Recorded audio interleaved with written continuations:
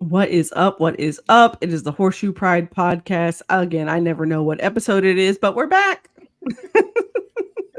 It's Chris, it's Boom, it's Chip, it's Kev, and it's the one and only Meg L. Hall. And the only person we're missing is Justin. Justin be out here working. But he's definitely lighting up our group chat. So we will add his thoughts in here. But what's up, guys? We got a lot to talk about. It's a lot happening. What's up, What's up, y'all? Meg?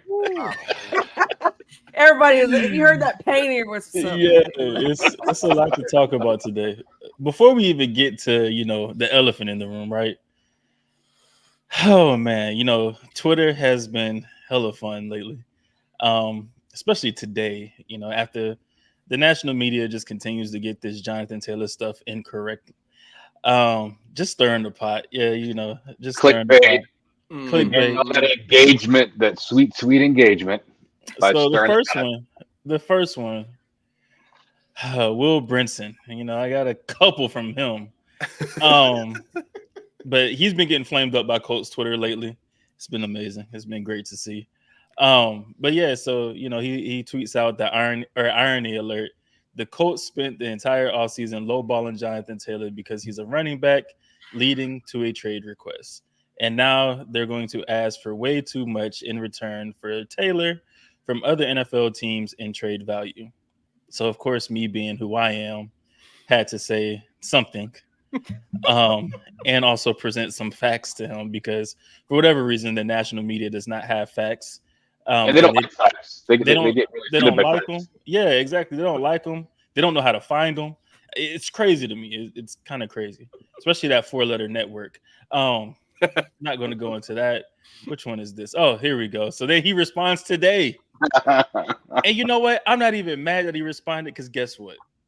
Twitter, I get paid to tweet now. That's right? engagement for you. Exactly. I get paid to tweet. So thank you for bringing my tweet back up so people can see it. It's amazing how that works. But then he says not offering anything is worse than a low ball. So I responded to him, but I don't have that tweet. But oh no, that's from Dustin. Okay. But then, some other Colts fans start chirping at him, talking about his height, talking about how he was like 5'7". And, because he is, I guess, has little man syndrome or whatever, he decides to tweet out a picture of his driver's license with his height to correct that he is not 5'7", he is 5'9". As As a you fat can house. see, I'm tall. Oh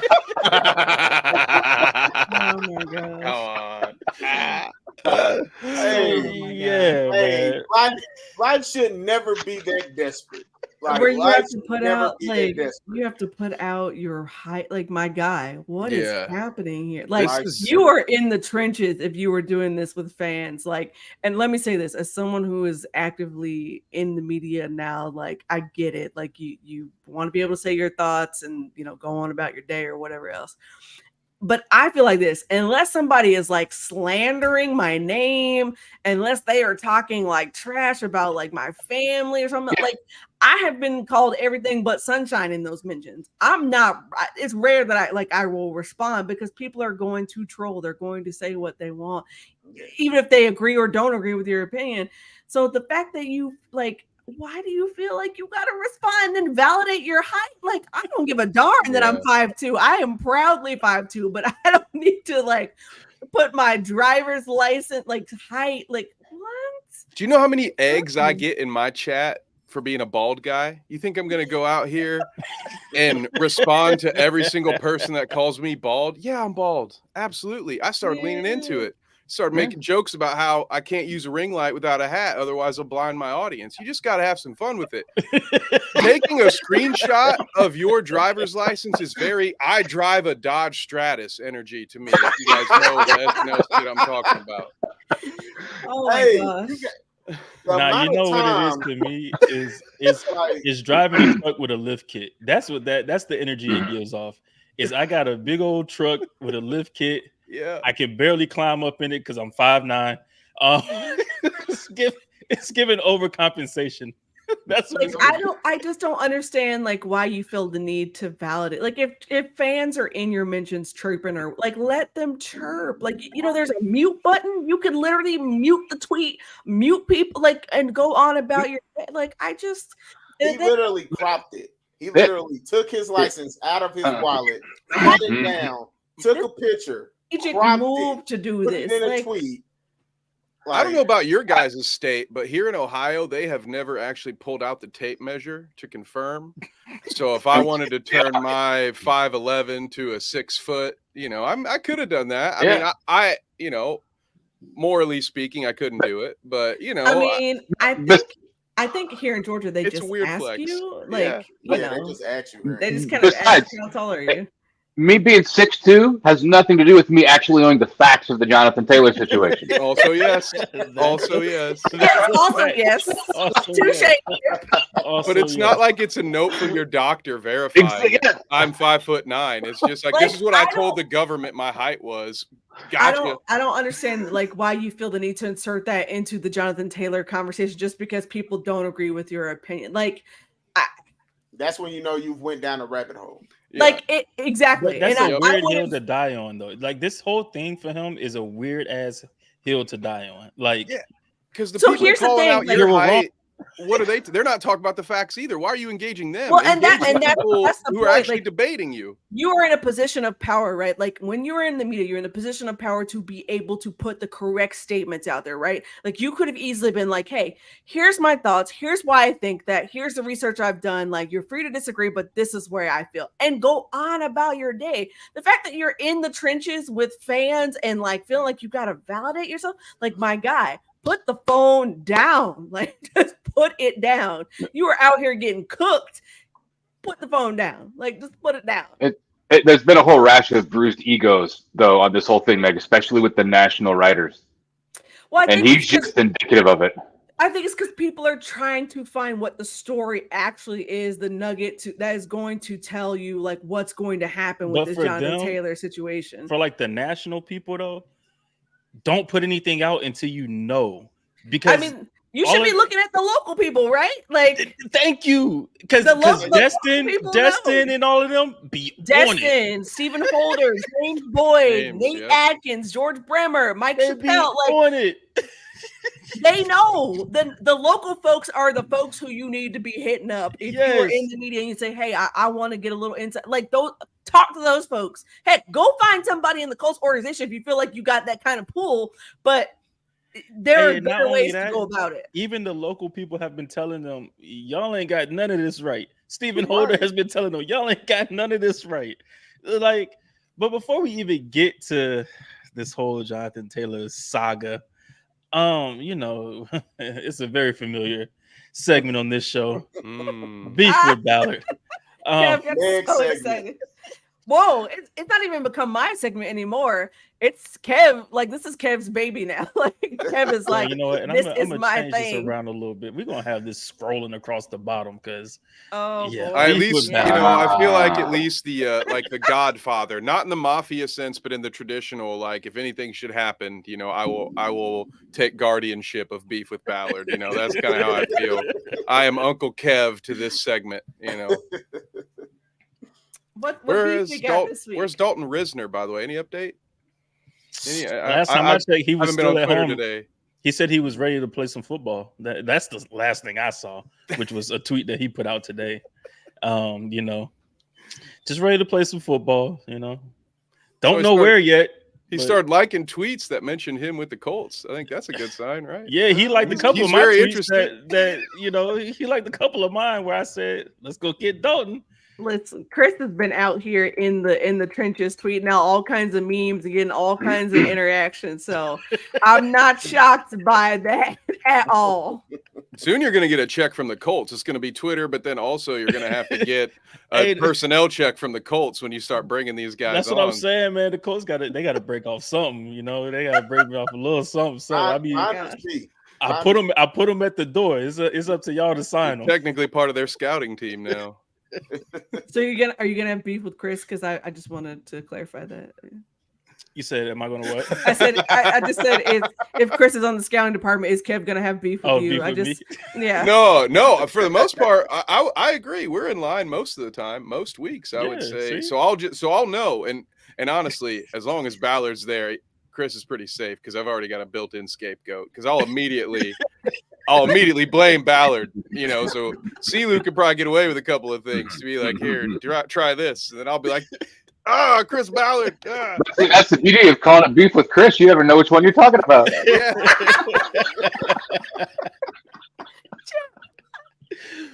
But yeah, so what's the beef with Ballard besides the off? Well, I guess the offensive line is the biggest beef, because they got their ass whooped in practice against the Eagles, from what I've heard or what I've seen. I'm pretty sure it was that right guard spot. Pretty sure. Hey, all I heard was Jordan Davis and old boy was having their way with the interior offensive line. Are you shocked by that? No, I'm not at all. I mean, the Eagles' defensive line is nasty. Yep. Like they have a mean streak on them. So I'm not shocked at that at all. I mean, come on now. Like if you knock over a second string offensive lineman, like I'm not going to pat you on the back because that's not the ones with the ones here. Like poor Hambright, that poor guy was getting like, kind of drugged over the coals. Tomorrow too. And he's been playing pretty solid, in preseason, but he had a rough practice and people just started, ragging on the guy. And I'm like, he's got Jordan Davis on the other side. Like, what do you want him to do? Be better. Well, I was trying to give the guy some credit here. I'm gonna go back into my little hole here. It's fine. Nah, go ahead, Kev. Go ahead. They gotta fix that. They gotta fix it. What's up, Kev? Oh no, I was just laughing at that, but no, I don't. What do we think it is? I guess at this point, a couple of things. Are there options outside of Risner? Because I think we're all in agreement here. We would like to maybe see them try somebody at guard, right? At the very least, we probably need to try something at right guard. So if it's not Dalton Risner, who for the life of me, I can't quite figure it out. We talked about this a little bit. I sent you guys some text from what I had seen. I've been trying to figure out what happened from the Minnesota meeting. He met with them. It looks like he never got on the field. So I don't know if it has something to do with the fact that at the end of his Broncos tenure, he did get into a shouting match with, I believe it was Brett Rippin. I can't, forgive me for pronouncing that wrong, but backup Broncos quarterback towards the end of Risner's time there, it didn't end well, right? So my thought there is, was there something that happened in the interview at Minnesota that made them think, all right, he's not the right guy for this locker room? Or like, what was the reason they didn't even bother to work him out, right? They met with him.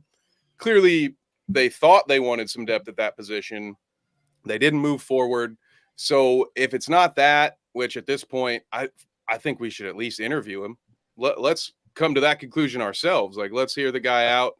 But who else is out there? So I don't know. What do you guys have thoughts on that, Chip? Andrew Norwell, I believe, is another one that's out there. Gabe Jackson is one that's out there that Sarah just talked about. There's a couple other ones out there. I mean, there's at least like 3 or 4 that I would be like, all right, let's, spin the tires on those. And, Norwell, Gabe Jackson, and I would even spin the, on what's his name? Peters? Not Jason Peters, and play him at guard. Like, I would even do that because he's not fast enough to play tackle anymore, of course. But I would play him at guard. But I mean, there's like 3 or 4 I would at least, spin the wheels on. This seems unlikely based on what I'm hearing, I'm hearing from around the league. But do you think maybe Ballard is banking on the Colts' high waiver priority and picking up people on cutdown day? I'm pretty sure. I mean, he could. Sounds like our guy. But what we see, I mean, and yeah, it does sound like our guy, right? But like what we've seen around the league, right, is no teams really have offensive line depth. So like if they're cutting offensive linemen on cutdown day and we're picking them up, what do we really expect from them? Like because I mean, you're not, like I said, around the league, there's really not a lot of depth at the offensive line. And so if you're cutting offensive linemen, that means they're probably bad. And if they're bad, why are we picking them up and trying them out? Like stuff like that, I don't. And if that's what he's doing, I swear to God, I swear to God. Bargain bin. What more would you expect? I mean, I would expect you to see this damn offensive line and be like, all right, yeah, we got to fix this because this is not what I thought it was going to be. He came out and said that the offensive line was going to be better this year. What we saw on the TV screen the past 2 Saturdays, and I'm pretty sure what we're going to see tomorrow, it's not going to be pretty. Hey, plenty of guys from the USFL and the XFL have been being brought over. I would see who's left on that list. Maybe start trying out some of those guys too. All right. I'm pretty sure we're going to end up drafting an offensive guard in the 1st or 2nd round next year. But you should have did it this year. Yeah. Or you know what we should have did this year? We should have went and got Andrew Voorhees in the 7th round and stuck with him. He just stuck it out with him for the next year or so. Let him get rehab and do all that good stuff. Then we got our offensive guard of the future on the right side. Him and Quentin Nelson at the guard positions. Oh, maybe that's what they're trying to do with Emil. Man, hell no. Listen, don't do that. Because all this hype that we had for Emil, and you haven't heard a peep out of him from camp, and then now I'm worried, I'm concerned because I'm like, who's playing right guard? And I think Chris Ballard is going to play Will Fries at right guard because I haven't seen any other names that are like, hey, this guy's pushing Fries or anything else like that. Man, so it's going to be Will Fries at right guard. Emil has been so bad, they took the backup left tackle and put him at right guard. All right. So, or not. Well, listen, maybe there's a reason now where Emil went undrafted, and that's not a slight to him, but it's just no, it's not a slight to him. I mean, it was the injuries for sure, but yeah. So here's my thinking. I know I've been a little quiet. I was trying to let y'all get this hurt out. But my thinking about this offensive line is, okay, if you cannot find a right guard, I know this would be a very expensive right guard, but kick Braden inside and have him play right guard because he played it in college. He's probably more formidable than probably anything you're going to see on the free agent list right now, other than maybe Dalton Risner. And put Freeland out at right tackle and live with the rookie out at right tackle. Listen, I saw your face because I knew where you were going. Just let me cook here. But put Freeland out at right tackle because the thing is, the other alternative if Freeland's not there is Dan Skipper, and I think you saw what happened with Dan Skipper at right tackle. He's trash. Well,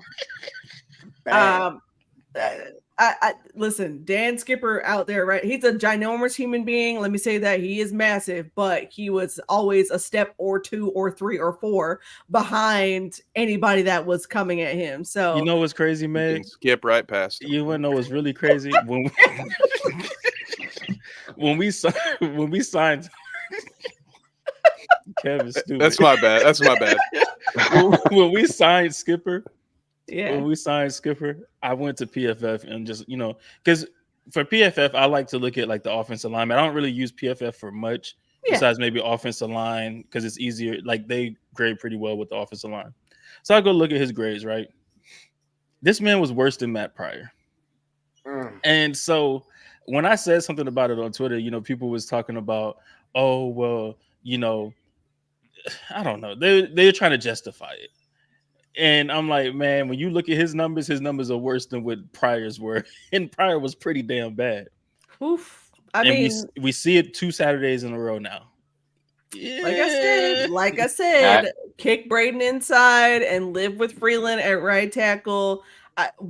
Listen, it's gonna be ugly. I'm not even gonna lie to you. It's probably gonna be ugly for those tackles, adjusting, especially Freeland.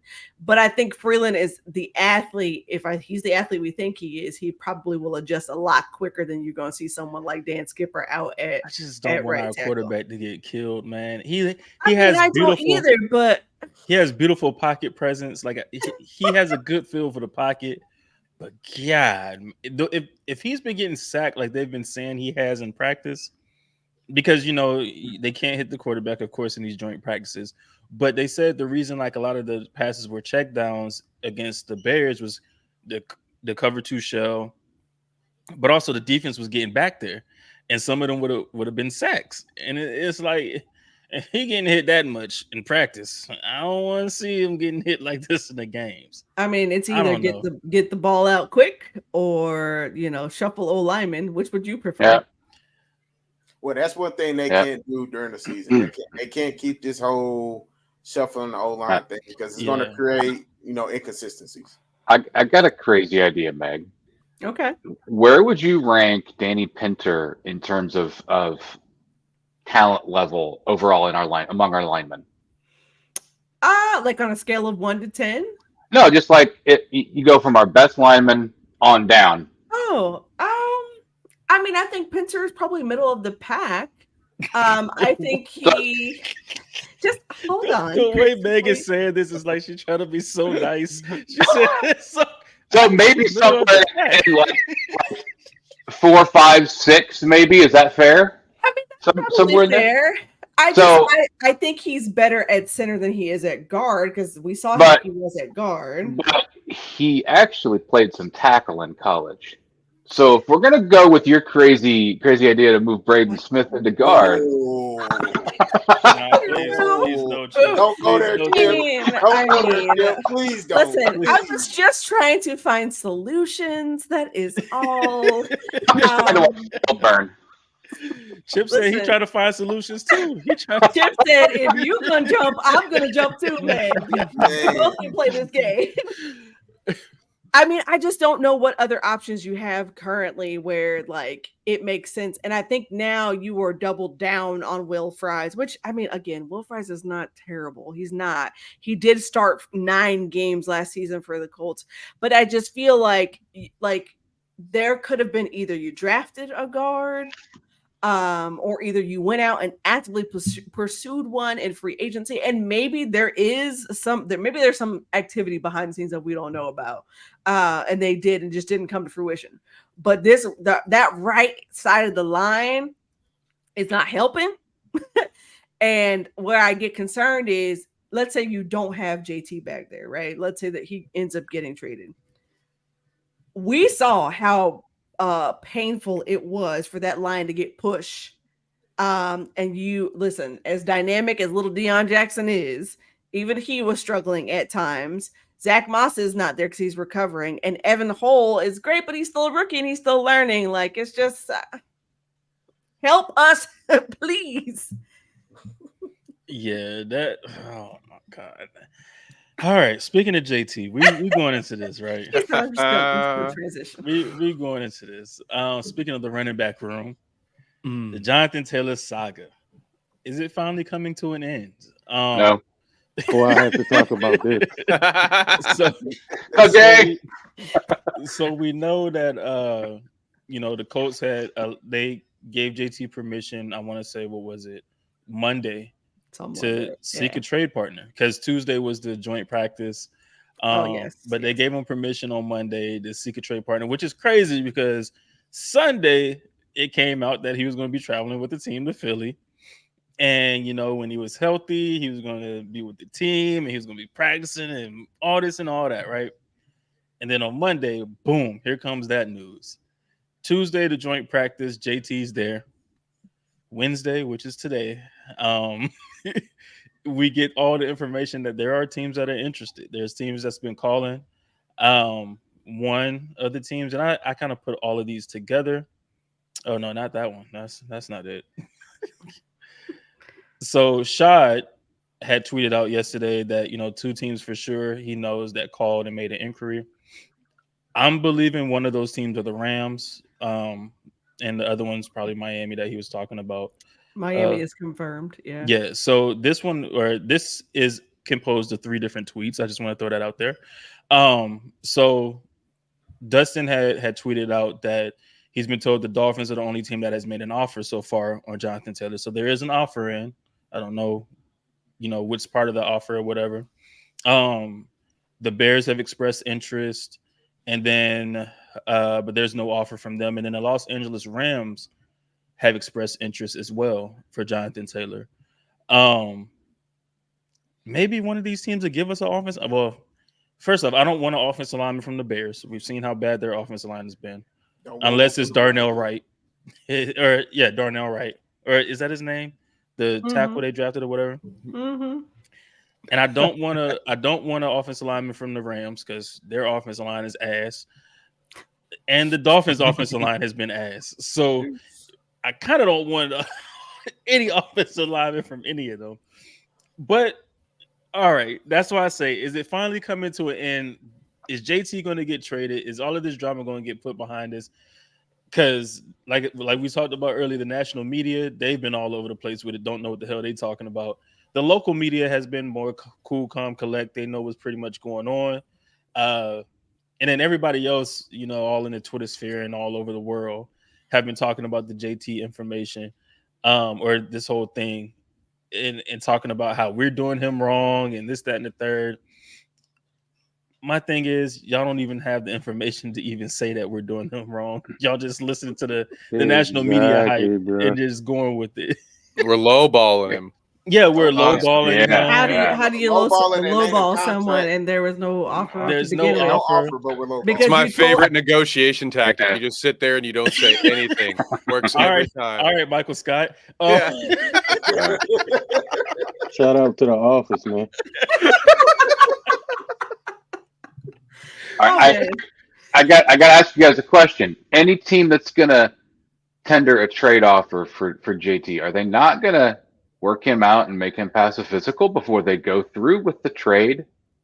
Thank you, Jim. Right? Thank you. And Thank negotiate you. a potential extension with him as well and be like, hey, this is what we're actually willing to pay you, right? Like that's the other part of it that's not getting talked about. That it's not just what the Colts will take, it's what JT will take because he has to agree to whatever that they're going to negotiate. They have to agree in principle to even go forward. But before you even get to that, the team has to know that JT's healthy, which means and he's still on the pup.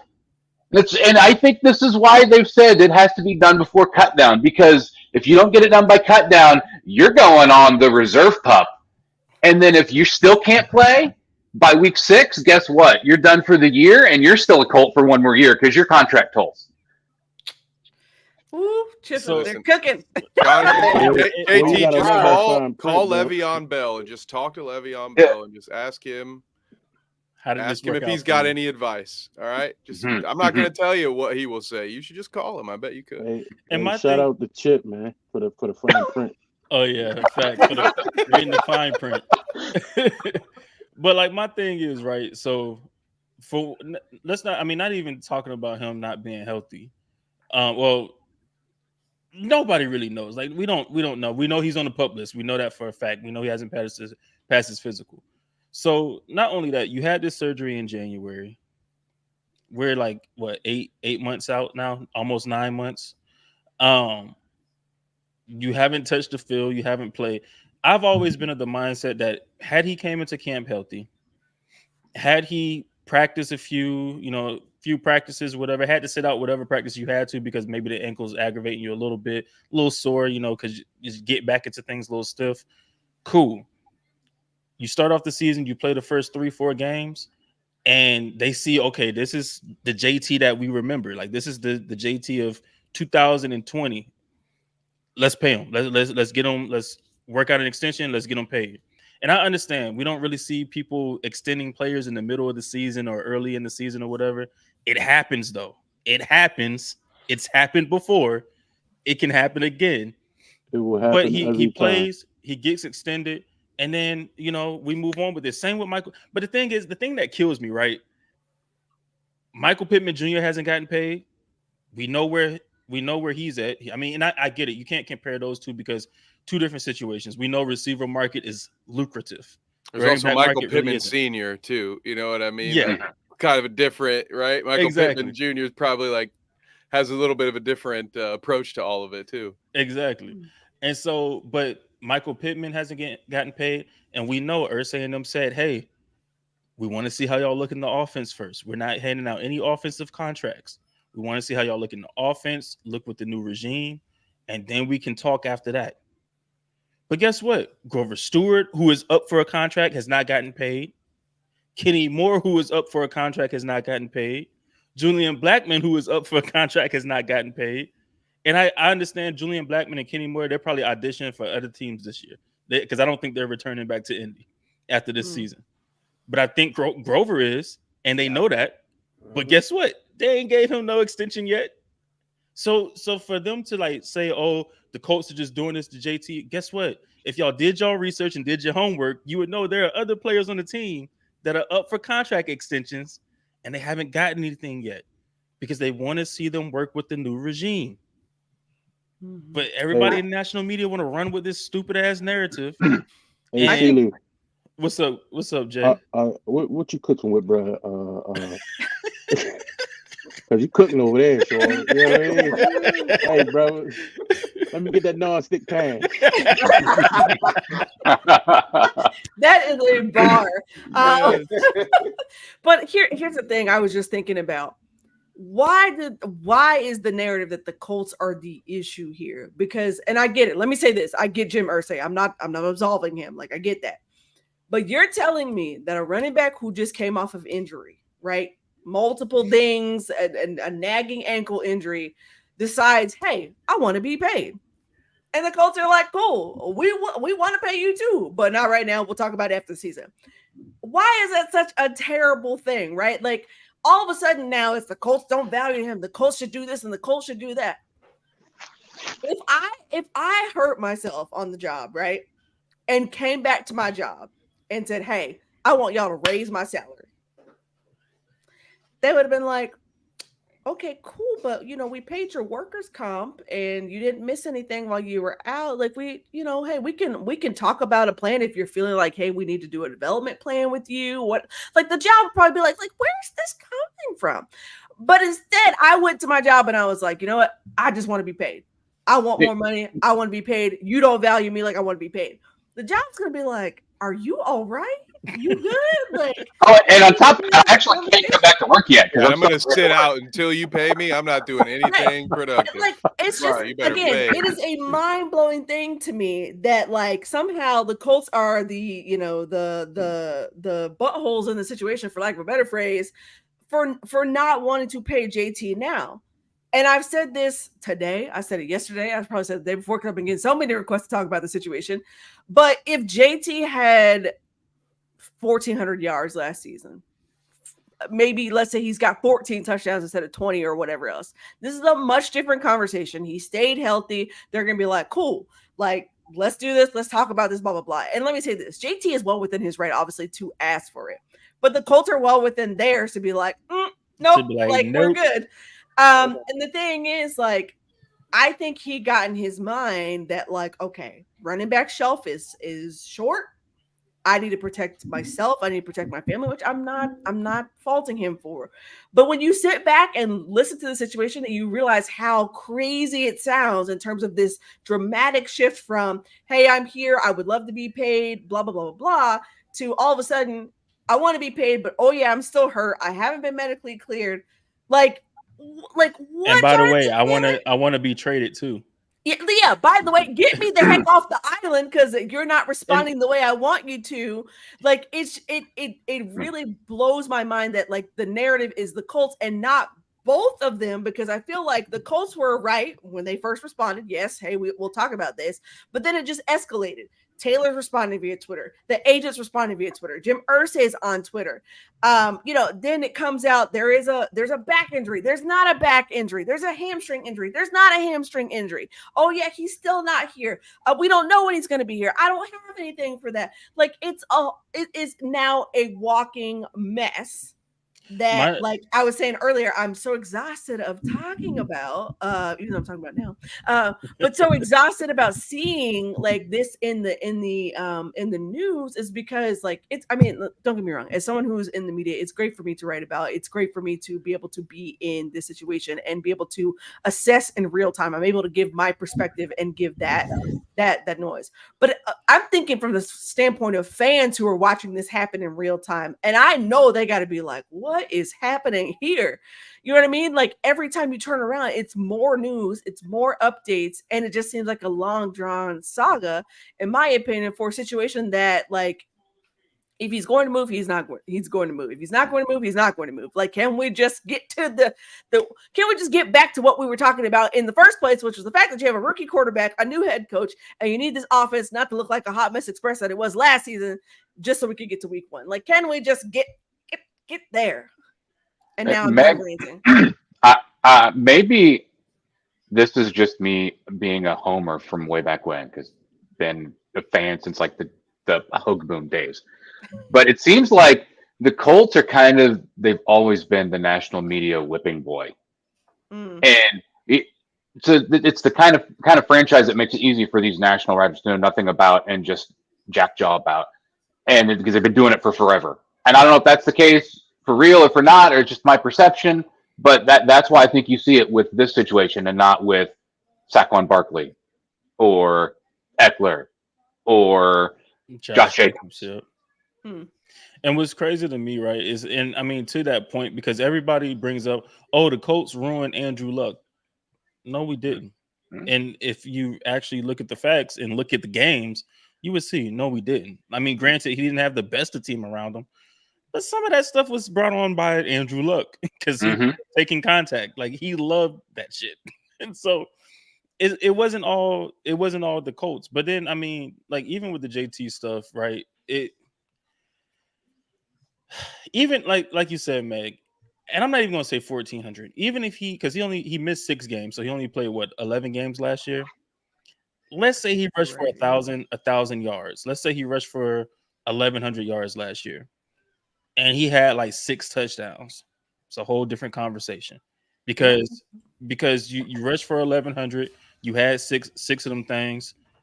Okay, we gonna go, we might be able to extend you, but we still want to see you, in this offense a little bit first, and then we'll come back to the table. But like, what was it that we were talking about before the show? Boom and Chip. We were talking about something with the whole JT stuff. I don't remember. I know I had somebody ask me earlier, what if he got hurt in those 3 to 4 games? Well, guess what? I'm pretty sure the Colts would have took care of him, just like we did Tyquan Lewis, just like we did Marlon Mack. We've actually done it for Tyquan Lewis, twice? Because he got hurt. We brought him back on a 1-year deal. He got hurt again. We brought him back on a 1-year deal. Marlon Mack, he tore his Achilles. All right, we'll give you a 1-year deal. Let's see where you're at, when you get back. And I want to say we did it for somebody else too. That's one thing that I've seen over the years with the Colts is if a player hurts himself, majority of the time, especially if it's like a season-ending type of injury, and he plays a significant role in the team, we usually bring him back on a 1-year deal, just so it's like a prove it type of situation, so we can see, okay, well, should we give you a long-term deal, or should we just move on from you? So, I mean, and then they talk about franchise tag. When's the last time the Colts used a franchise tag? Pat McAfee, right? Yeah, I was like, it's been a minute. Yeah, it's been a long time since we'd have done a franchise tag. A minute.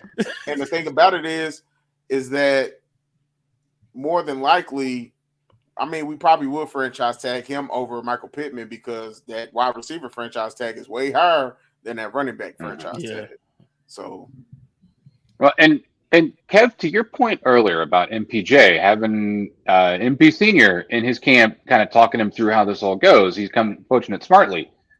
Yep. This is what I can't understand, because Jonathan Taylor might be the most intelligent player in the NFL. That man is ridiculously smart. I just can't square what he's doing with what I have to know that he knows about the situation that he's in. Maybe there's something that we don't know in all this. There's something that doesn't add up for me. Well, that's what we were talking about earlier. Because remember, we said after that running backs meeting, that's when it kind of seems like everything changed, and that's why I kind of feel like, okay, maybe we did give the agent a lot of flack, because if you remember, April, he said he was going to let it play out. He has an obligation to the franchise. The franchise has an obligation to him, and then he fired his agent, hired the new one. Then in June, it was like, okay, I want to be a Colt for life. Like, I want to retire in Indy. They had that meeting. Everything switched up. Yep. And it's crazy because it's a crazy hill for him to die on right now, because it's like, all the other running backs that left him there by himself. We saw Saquon take the $1 million more on the franchise tag. And then we just saw on Monday, Josh Jacobs is going to return back to the Raiders sometime before the season starts. So it's like they left him on that hill to die alone. And now granted, he may get traded, right? Depending on what the packages are or whatever. He may get traded. I don't think he's going to get that type of money that they left him on that hill to die alone. Yeah. I mean, I'll say this. I was saying that the other day too, that it's grown mighty quiet since that whole running backs like call and like, hey, we're there. And I'm not saying they could be talking behind the scenes. I have no idea. For sure. But what I'm thinking about is like these running backs were very vocal about, hey, speaking up, we deserve our pay, you know, that sort of thing. And I get it. These are some of the upper echelon elite, you know, backs, and I'm all about paying your unicorns. I think y'all know my stance on that. Like, you pay your unicorns. But I think that in this scenario, like, he's so focused on the money now that, like, or at least from the outside, let me say that from the outside, it seems like, hey, he's very much focused on the money. I want to be paid. I got asked a question today about what sort of locker room guy JT was. And I said, hey, you know, all of his current players and teammates, that sort of thing, they speak very highly of him, right? Like, he's a great locker room guy. They have nothing bad to say. Coaches, same thing. Great locker room guy, blah, blah, blah. But I had to wonder in my mind, what would be the perception of him going to a new team and coming to that locker room? Like, obviously, yes, they're happy. It's JT's a dynamic talent, right? But I wonder if he's not happy in that new space, do you see some of the same behavior again, right? I had to think like that, like what would happen there? And so it made me think, because I also got asked a question like, hey, if there's a JT trade, would the Colts take someone back in that trade or whatever else? And at first it started out with like, hey, would you take running backs? I'm like, no, we have way too many. But you know, it made me think that like the Colts are going to try to get as much value for him as possible, because he still is a top back. They never denied that. But I think the Colts are also going to say, listen, we got holes to fill. We're going to patch it up here as best we can, but we're going to keep moving on. But we're going to keep moving on. And so I think that's the thing. Like, they want him there, right? But they also know it's a business at the end of the day, and they cannot be held hostage essentially by their running back. And so this is where I think that like Jonathan has to really decide what's important to you, which is what Saquon decided. I want to play football, right? If that is what you want to do, no amount of money is going to appease that, right? Like, and I'm not saying that money can't make you happy, because it can, but we're talking about feeling fulfilled here. We're talking about actually feeling like this is my purpose. I'm a football player. I'm put here to, like, you know, to do these things, right? So, oh, hey, shout out to you. Shout out to the comment, my favorite podcast crew. We appreciate that. Facts. Podcast commenters, all of y'all. Yeah, hey, appreciate that. But my point thinking here is like, okay, JT, is it that you want to play football or that you want to be rich? And I mean that in the standpoint of how much money would it take before you're finally like, okay, cool, like, let's do it. Like, yeah, because I've always said around 13 million a year should be something good for the Colts and for JT. I was fine. 13, like 14 would have been fine. 3 years, 13, 14 million a year. Like, I think that should be good for both sides, right? Like, but from what they're saying is like he wants like 17 mil. And my thing is, I don't think that's what the running back market is. The last running back that got paid was Nick Chubb. Like, the last one that got paid it was Nick Chubb. And CMC got paid too. Well, but he got paid before Nick. Yeah. Oh, so that's what I'm saying. Like, that's what I'm saying. Like, the last big name back that got paid was Nick. And it was around 13 million a year. 12 and a half, 13 million, somewhere around there. And that's what the running back market is, in my opinion. That's the running back market. What were you saying, Boom? No, I was just gonna say, you know, you got to kind of look at like Derrick Henry. I mean, he's only been consistent, you know, putting up 2,000-yard seasons, things like that. And he still ain't the highest paid running back. He's like at 12 and a half a year. Well, Exactly. and that's because teams like the market resets, right? Like it was resetting at that time. So teams were like, oh, yeah, we can give you more. We can give you more. But then with the CMC deal, I feel like the market started slowly. I mean, it started slowly declining. Nick Chubb capitalized, and then it just fell off a cliff after that. Yeah. So it's just, it's the things that we continue to talk about. It's like timing. It's like read the room, my guy.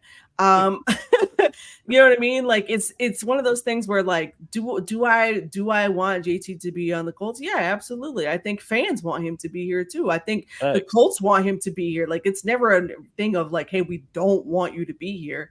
But if you are that unhappy, if you are that focused on other things, or you feel like, hey, you cannot thrive here, by all means, I want you to go be happy. I want you to go do the things that you want to do. But I will pose this question again. Do you want to play football or you want to be rich? My thing is, it's never personal. It's always business. Yep. I'm not mad at either side. I'm not mad at Mm. JT. I'm not mad at Ursay and the Colts. It's one of those things where it's just business at this point. You got to do what's best for you. If you Mhm. don't look out for yourself, then who will? So if JT is looking out for himself and he wants to go play elsewhere because he feels like somebody else can give him the bag that the Colts aren't willing to give him, by all means, my brother, go do what you got to do. I Mhm. ain't mad at you. I ain't hating you. Wish you all the success I- in the world. Keep it pushing.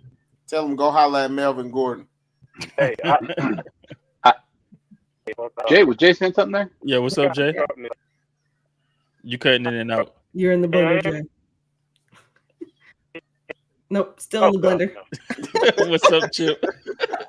So maybe I'm the eternal optimist, but part of me thinks that the reason the Colts let JT like gave him permission to seek a trade was so that he would see what that actual market was, and that he might come back to some sense of reality where the two sides could come to some agreement. Because I think the Colts do want to have him, and like you say, Chris, it's business for both sides. And Yep. if that's the case, then this plays out. They both say, okay, we're actually both going to be happier on both sides if you stay here, you play, we extend you, and then they go on, and life's good. And I don't see anything irreparable at this point where that couldn't happen. So I still hope that it does happen. But the good thing for fans is this does have an expiration date pretty quick, because Tuesday's the date. major decision cut down day. If he goes on reserve pup, then he's shut down for 4 weeks, and then there's another decision a week later, and then he's either playing or he's done for the year. And we don't really talk about the JT situation until this time next year. He turns into Bruno. Yep. Yep. Yep. So No, expiration date is Tuesday. now I'm thinking about it. Could it be something like they're trying to treat it like a restricted free agency type thing, where they're letting him go out, seek a trade to see how much money he can get, and okay, well, if they offer that, we'll offer you a little bit more than that.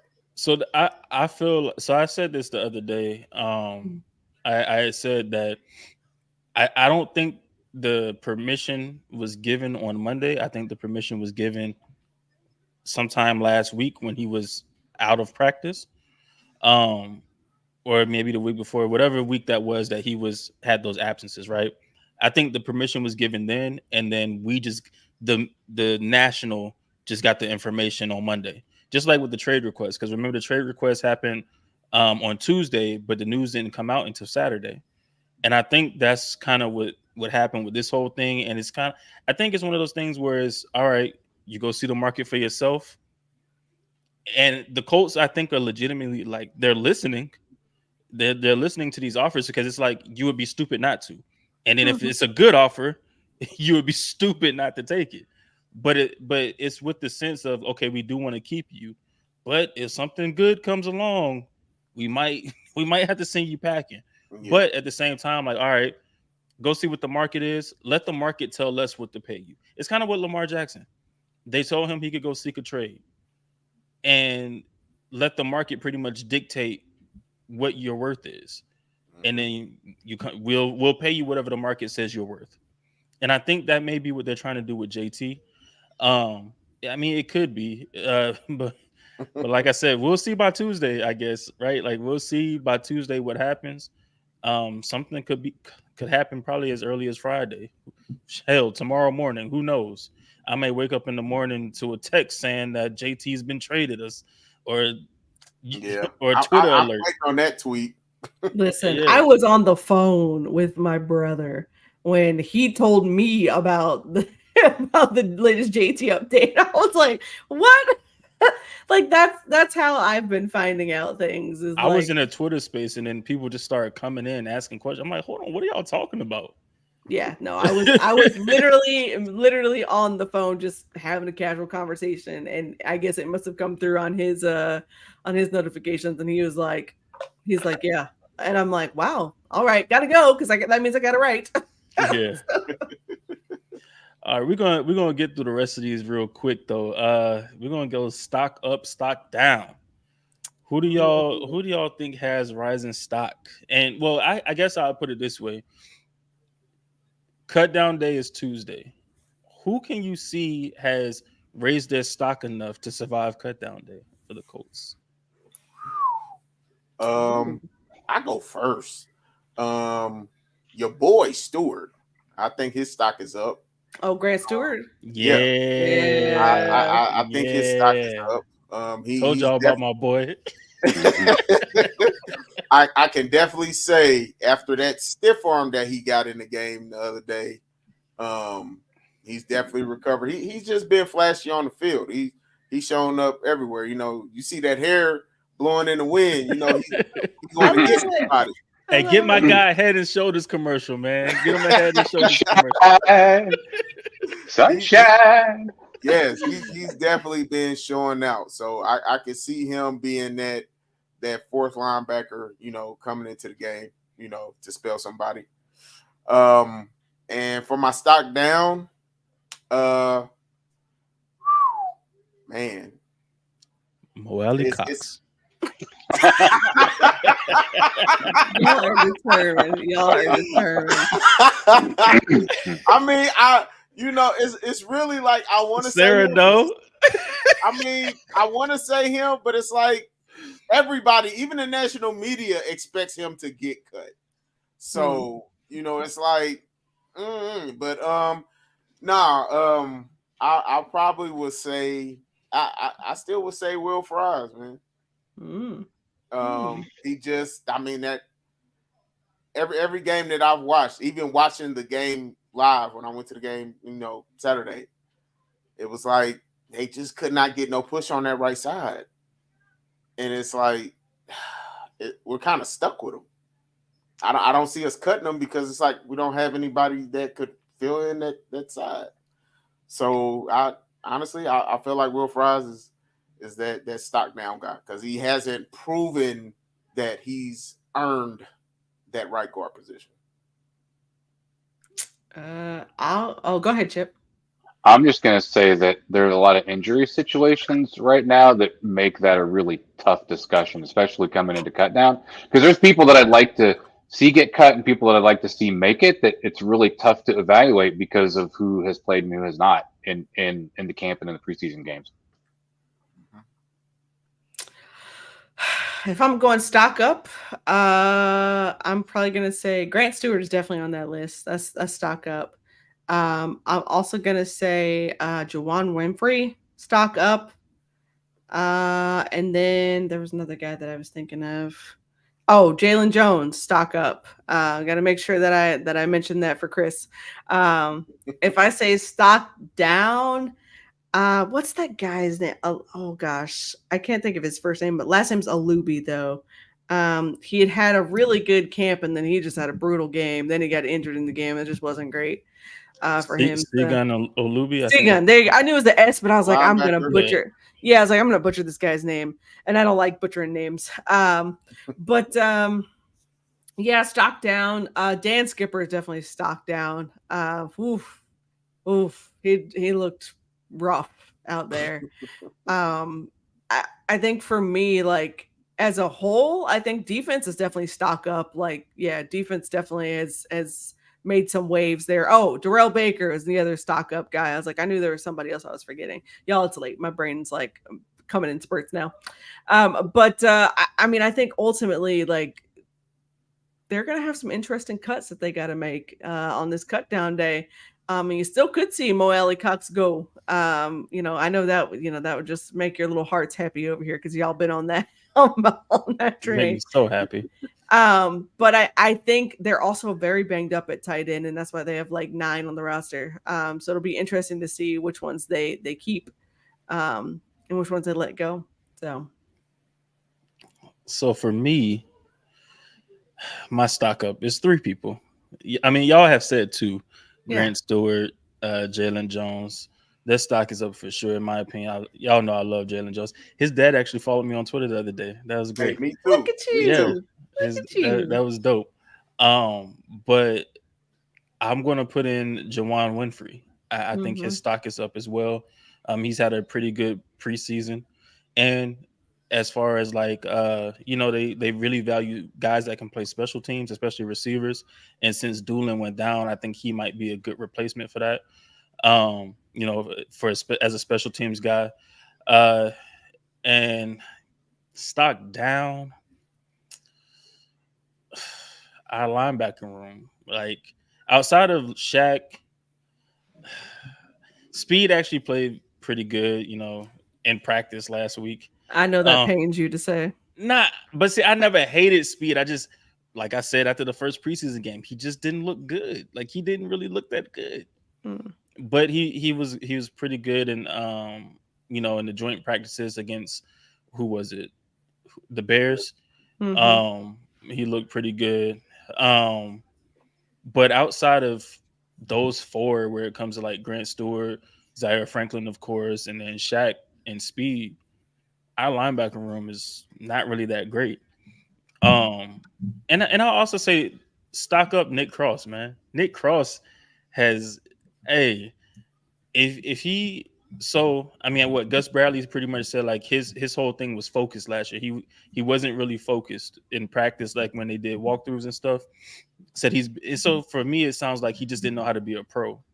And now he's a lot more focused in practice, and it's showing on the field. Like he's been flashing in all the preseason games. So I think his stock is really up. And me and Meg and I guess the rest of us have really been high on Nick Cross. It was just one of those things where it was like, put it on the field, dog, because you haven't been doing that. And Tony Brown, his stock is all the way down, and so is Henry Black. Get them off of the team. Jesus Christ. No, I'm done. I'm done with them. I'm done with them. I'm done with them. Yeah. After seeing what I saw last week, seeing Julius Brents, Juju Brents blow up some plays, and all you had to do was make the tackle on the cutback, and then you overplay it. Nah, get the hell. Hit the bricks, dog. Hit the bricks. When I was at the joint practice last week, literally, I don't know who number 37 is, but they was capping on that man. I don't know what he did, but they was telling him to get out of the practice. For the Colts? Yeah, like fans in the stands. You know who I think that is? Well, there's 2 37s, I think.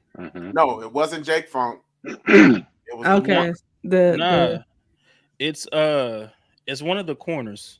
Yeah. Hold on. I'm about to tell you real quick. Yeah, because I know there's a couple of folks that like they wear the same number. It's not. I don't think it's Henry Black. No, it's not. No, Isaac Taylor Stewart. Yeah. Okay. With the dreads. Yeah, get him the hell up out of here too.